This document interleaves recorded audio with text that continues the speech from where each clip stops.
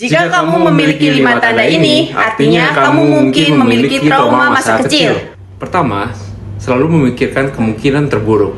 Ketika ada hal kecil yang sebenarnya sepele dan jelas tidak berbahaya, kamu justru memikirkan hal yang paling buruk. Pikiran terasa tegang, hidup pun terasa melelahkan. Ini bukan karena kamu terlalu banyak berpikir, tapi karena dulu saat masih kecil, kamu sering disalahkan, dipukul, dan diremehkan. Kamu tidak pernah mendengar kalimat sederhana seperti tidak apa-apa. Mari kita berhenti sejenak, ini bukan sekedar overthinking. Ini adalah naluri bertahan yang sudah tertanam dalam dirimu sejak kecil. Kedua, kamu terbiasa membaca ekspresi dan suasana hati orang lain. Kamu sering menebak apa yang dipikirkan orang-orang di sekitarmu. Dan anehnya, kamu sering tepat. Setiap sudut bibir yang sedikit menurun, setiap kerutan halus di dahi, kamu bisa merasakannya. Lalu kamu menyesuaikan diri. Kamu berusaha lebih dulu untuk menyenangkan dan melayani orang lain. Kamu mungkin berpikir ini adalah kecerdasan emosional yang tinggi, padahal bukan. Ini terjadi karena emosi orang tua yang tidak stabil saat kamu masih kecil. Kamu belajar memprediksi dan mengantisipasi segalanya lebih dulu, agar kamu bisa terluka lebih sedikit.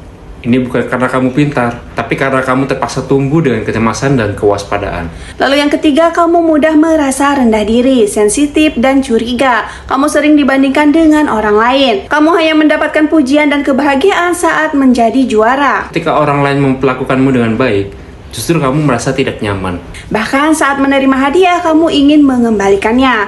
Karena selalu ada suara dalam hatimu yang berkata, aku tidak pantas mendapatkannya. Sejak kecil, kamu terbiasa dibandingkan. Semakin dewasa, kamu semakin terbiasa menekan perasaan sendiri dan tidak berani mengungkapkannya. Keempat, kamu selalu berusaha semaksimal mungkin agar diakui. Sehebat apapun dirimu, kamu tetap merasa tidak cukup baik. Karena dulu tidak ada yang benar-benar menyemangatimu. Tidak ada yang membuatmu merasa dicintai dengan utuh saat masih kecil. Akibatnya, saat dewasa, rasa berhargamu bergantung pada penilaian orang lain. Lalu yang terakhir, yang kelima, kamu memiliki kecenderungan untuk menyenangkan orang lain dan menyalahkan diri sendiri. Kamu tahu kamu tidak benar-benar bahagia, tapi ini sudah menjadi kebiasaan. Karena kamu tumbuh dengan kasih sayang yang bersyarat, kepatuhan dan toleransi menjadi standar, seolah hanya anak baik yang pantas dicintai. Kelima tanda ini bukan tentang orang lain, justru tentang kamu yang sedang menonton ini. Membicarakan hal ini bukan untuk membuatmu benci siapapun. Aku pun pernah mengalaminya di masa lalu. Aku belajar memahami mengapa hidup bisa terasa seperti ini. Kamu cenderung memikirkan hal terburuk saat menghadapi kesulitan. Bukan karena kamu aneh, tapi karena sejak kecil kamu belajar untuk melindungi diri sendiri. Karena kamu sudah dewasa, kamu tidak perlu lagi hidup dengan cara yang sama.